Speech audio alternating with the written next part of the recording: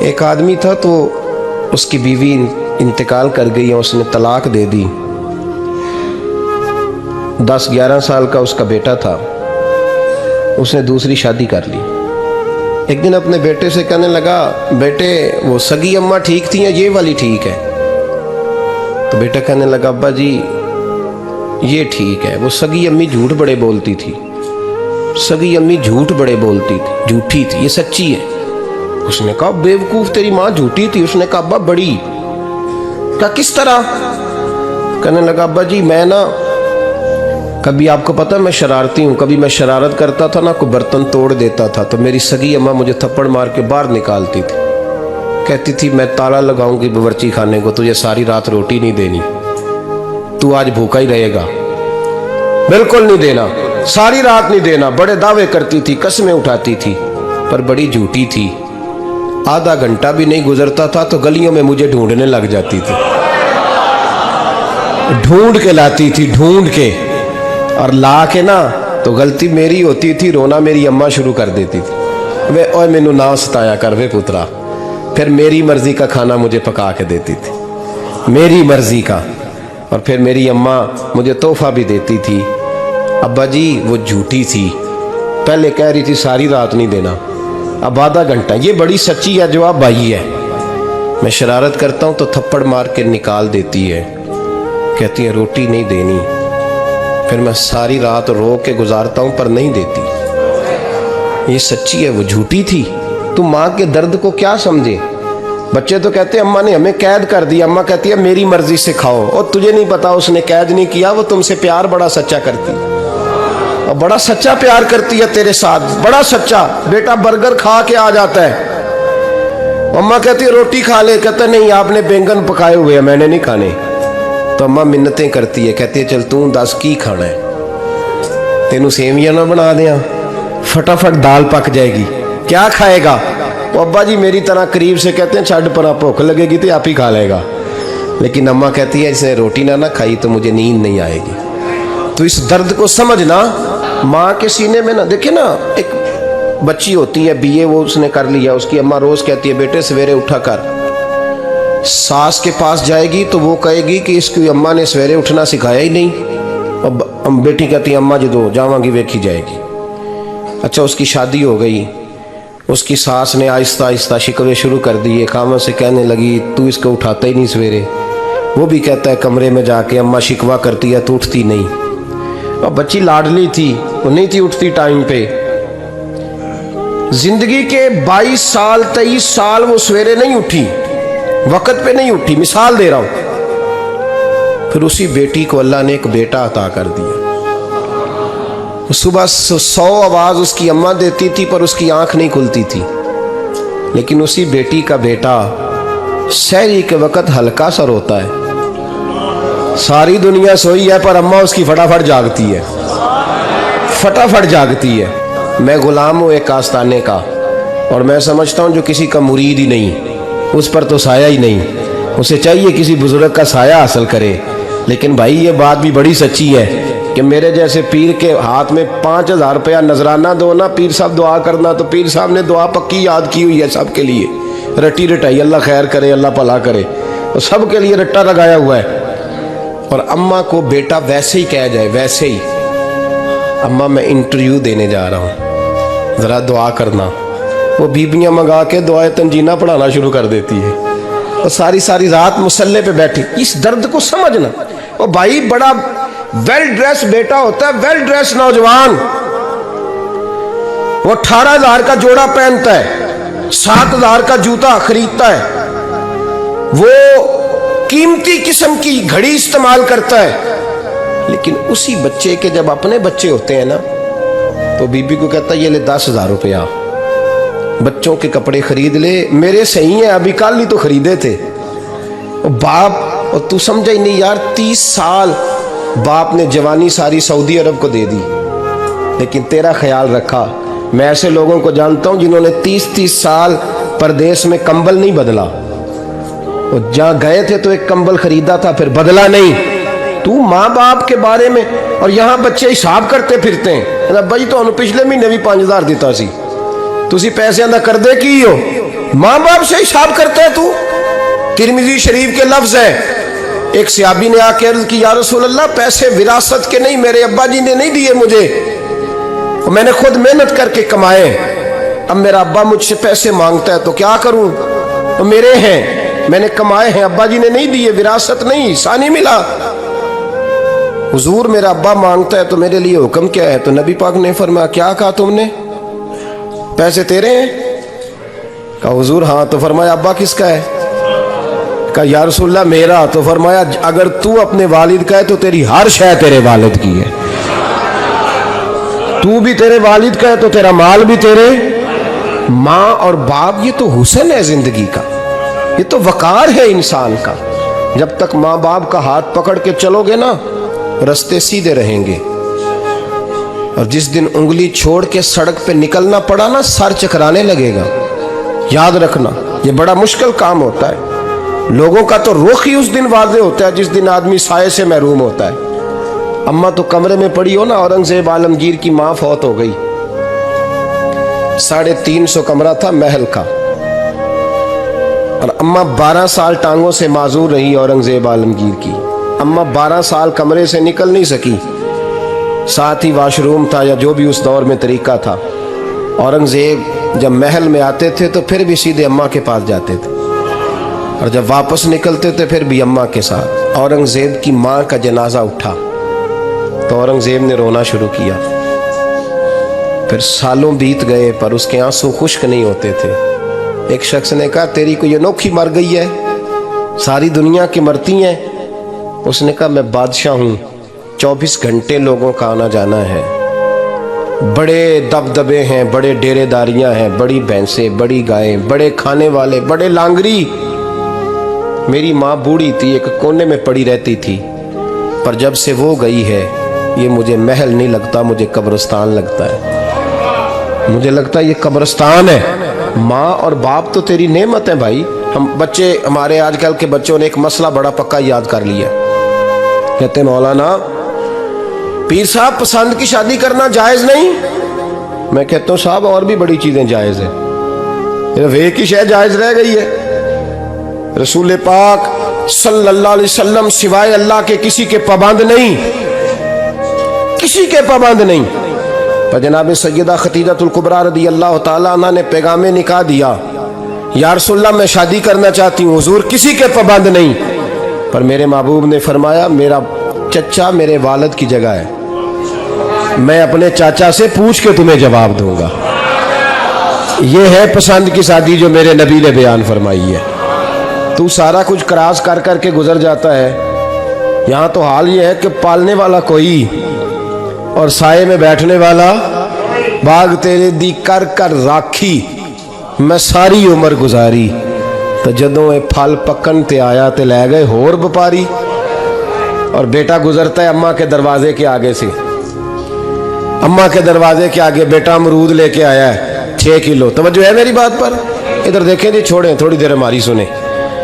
वो अमरूद लेके आया 5-6 किलो, तो अम्मा के दरवाजे के करीब से गुजर गया रात को। तो कमाई खाने का टाइम आया ना, तो गुजर गया। तो वो वजीर आजम से डरता है ना, तो जाके बीबी से कहता है बीबी के हकूक देना भी रसूलुल्लाह की सुन्नत है। लेकिन ये क्या बात हुई, तूने बीवी और माँ का मुकाबला शुरू करा दिया? समझ तो सही, ये तेरे लिए काबे की जगह है और तू बीवी के लिए काबे की जगह है। उसे भी समझना चाहिए, गौर करना चाहिए। 5 किलो अमरूद लेके तो माँ के कमरे के करीब से गुजर गया है। बीबी को जाके कहता है चल आधा किलो अम्मा को भी दे, या उसके कौन से दांत हैं। तो प्लेट में डाल के वो लाई है। तू समझा ही नहीं, तूने गौर ही नहीं किया। बंदा तो वो ठीक नहीं था, नेपोलियन। पर किसी ने उससे पूछा था बता जिंदगी में पैसे लेने का मजा कब आया?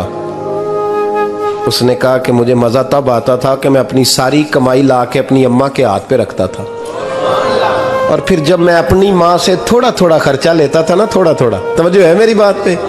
अम्मा जी 10 रुपए दे आज, कहते जब मैं थोड़ा थोड़ा खर्चा लेता था ना, तो मुझे यूं लगता था जैसे मैं बादशाह वक्त के सामने खड़ा हूं और वो खजाने का मुंह खोल खोल के मुझे देता जा रहा है। तो इस जायके को समझ तो सही भाई, तो इसको समझ तो सही। भाई याद रखें और गौर करें, माँ और बाप। और फिर ये भी सुन लें, नबी पाक सल्लल्लाहु ताला अलैहि वसल्लम ने माँ बाप के लिए फरमाया, हुमा जन्नतुका व नारुक, यही तेरी जन्नत है और यही तेरे लिए जहन्नम है। अगर ये राज़ी हो गए तो तेरे लिए जन्नत है, नाराज़ हो गए तो चाहे तू 100 पीर के मज़ार पे हाज़री दे आ, लेकिन जब तक अब्बा राज़ी नहीं उतनी देर तक अल्लाह राज़ी। ये हदीस पाक है, हुज़ूर ने फरमाया जिसके वालिद राज़ी उसका अल्लाह राज़ी, और जिसका बाप नाराज़ उसका अल्लाह। हाँ बेशक, अब ये हदीस है ना, तो सारे वली एक तरफ बैठ जाएं, कहें या अल्लाह बख्श दे मुरीद को, लेकिन अगर अब्बा कहे या अल्लाह ना माफ़ करना, तो अल्लाह उन औलिया की नहीं मानता, वालिद की मानता है। इसलिए बुल्ले शाह आसमानी उड्डियां पढ़ना है, जेड़ा घर बैठा उन्होंने पढ़िया ही नहीं। भाई याद रखो, माँ बाप से प्यार करो, इनकी खिदमत करो, इनके पास बैठा करो, और माँ बाप को टाइम दें, वक़्त दें, चंद घड़ियाँ उनके पास बैठें। आप यकीन करें, अब्बा जी से आप मशवरा कर लें, सिर्फ मशवरा, मर्जी बेशक अपनी करें, लेकिन उस मशवरे में आपको इतना साया मिलेगा कि ज़िंदगी में कभी नाकामी नहीं होगी। पर असी सज्जन दी मननी, अब्बे दी नहीं मननी। तो फटे पे जो नलायक हमारी तरह का बैठा है उससे मशवरा लेना है, वालिद से नहीं लेना। बाप के पास बैठें, उससे मशवरा लें। मेरे अब्बा जी किसान थे, मैंने अपनी ज़िंदगी में ढेरों चीज़ें अपने बाप से सीखी हैं, दर्जनों चीज़ें सीखी हैं। मेरे वालिद बड़े खुददार थे, मिजाज में अजीब सी खुददारी थी। कोई बंदा कभी हाल पूछ लेता था ना कि हालात किस तरह के हैं, तो फरमाते थे भाई अगर बताना हुआ तो अपने अल्लाह को बताऊंगा। अल्हम्दुलिल्लाह बड़ा फजल है, मैंने उनके हाथों पे हमेशा छाले देखे, हमेशा छाले, लेकिन उनका हाथ कभी किसी दुनियादार के सामने फैलता हुआ नहीं देखा। लोग मुझे कहते हैं आप किस पीर साहब के साहबजादे हैं, तो मैं कहता हूँ मैं उस पीर का साहबजादा हूँ जिसने मेहनत करके हलाल की कमाई खाई सारी ज़िंदगी। ये लोग पीर नहीं होते, ये मुर्शिद नहीं होते, और मैंने दर्जनों चीज़ें सीखी उनसे। तो सीखने तो बैठ, तुझे हज़ारों चीज़ें मिलेंगी।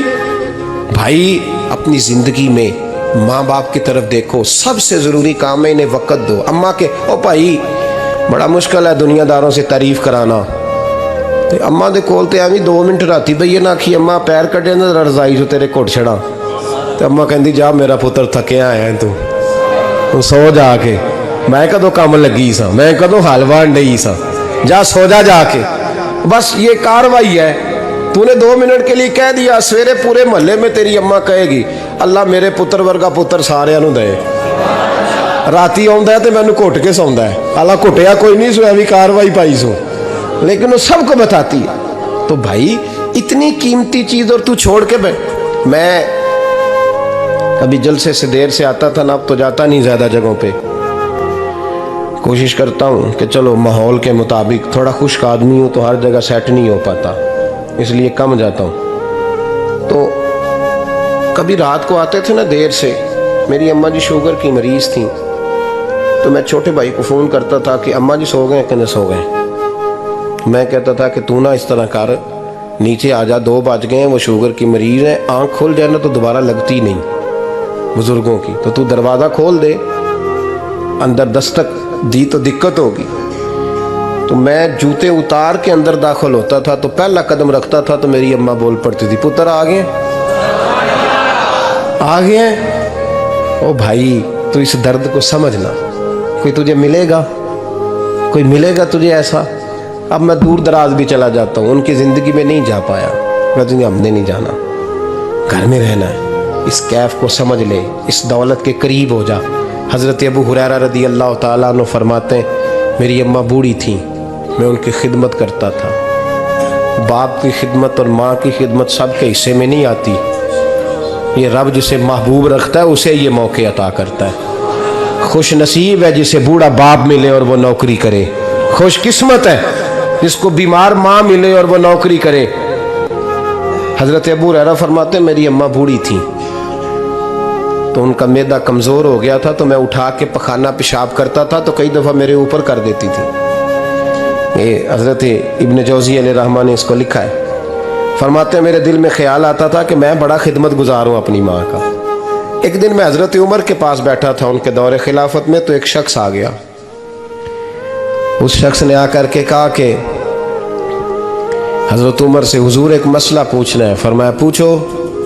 وہ کہنے لگا حضور میری اماں بوڑھی ہو گئی ہے، بیمار رہتی ہے، مریضہ ہے، مجھے آواز دیتی ہے بیٹے پیشاب آیا ہے، آواز دیتی ہے تو میں اماں کو اٹھاتا ہوں، ابھی میں بیت الخلاء تک واش روم تک جاتا نہیں کہ میری اماں میرے اوپر پیشاب کر دیتی ہے۔ حضرت عمر سے کہنے لگا حضور بچپن میں اماں پہ پیشاب کرتا تھا، اب اماں میرے اوپر کر دیتی ہے تو حق ادا ہو گیا نا۔ حضرت ابو ہریرہ کہتے ہیں جب اس نے سوال پوچھا تو میرے بھی کان کھڑے ہو گئے۔ میں نے کہا یہ تو میرے والا مسئلہ پوچھ رہا ہے، میرے والا مسئلہ پوچھ رہا ہے۔ میرے پاس ایک دوست جمعہ پڑھنے آتے ہیں بڑی دور سے، مجھے کہنے لگے حضرت صاحب جدوں بھی میں آنا نا تسی میری ہوئی گل چھیڑ دیندے ہو، وہ جو بات ہوتی ہے نا بالکل میری ہوتی ہے۔ میں نے کہا نہیں یار جو میں کر رہا ہوتا ہوں وہ میری بھی ہوتی ہے، وہ سارے معاشرے کی ہوتی ہے، ہمیں لگتا ہے کہ میری ہو رہی ہے حالانکہ وہ بات ہماری سب کی مشترکہ ہوتی ہے۔ سن لیں اور یاد رکھ لیں۔ حضرت ابو ہریرہ فرماتے میرے کان کھڑے ہو گئے، میں نے کہا اس نے تو میری بات پوچھنی شروع کر دی۔ حضرت فاروق اعظم سے کہنے لگا حضور بچپن میں اماں پہ پیشاب کرتا تھا، وہ میرے اوپر کر دیتی ہے تو حق ادا ہو گیا؟ حضرت عمر کہنے لگے نہیں کوئی نہیں ہوا۔ اس نے کہا حضور مجھے سمجھائیں، وہ سارے کام جو میں اماں کے ساتھ کرتا تھا اماں میرے ساتھ کرتی ہے تو کیوں نہیں ہوا؟ حضرت عمر کہنے لگے بھائی پیشاب تو بھی اماں پہ کرتا تھا اور اماں بھی تیرے اوپر کرتی ہے، پر تیری اور تیری ماں کی سوچ میں بڑا فرق ہے۔ اس نے کہا حضور کس طرح؟ تو کیا جواب ہے سیدنا فاروق اعظم کا، لو کان نبی بعد لکان عمر ابن خطاب، کیا جواب ہے؟ حضرت عمر فرمانے لگے تیری اور تیری ماں کی سوچ میں بڑا فرق ہے۔ کہا حضور کس طرح؟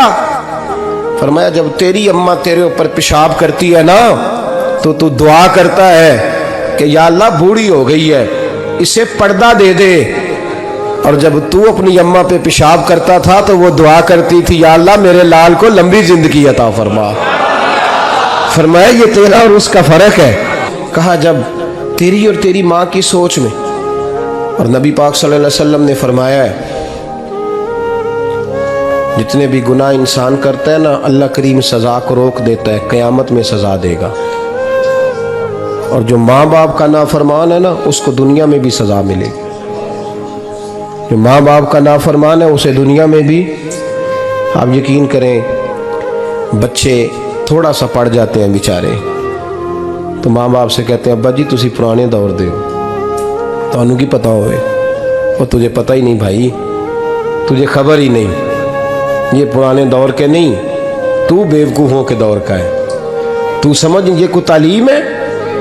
اکبر الہآبادی نے کہا تھا ہم ایسی لاکھوں کتابیں قابل ضبطی سمجھتے ہیں، ضبط کرنے کو دل کرتا ہے، ہم ایسی لاکھوں کتابیں قابل ضبطی سمجھتے ہیں جن کو پڑھ کے بیٹے باپ کو خبتی سمجھتے ہیں۔ بات ہے کرنے والی، ماں اور باپ اتنا بڑا درجہ ہے۔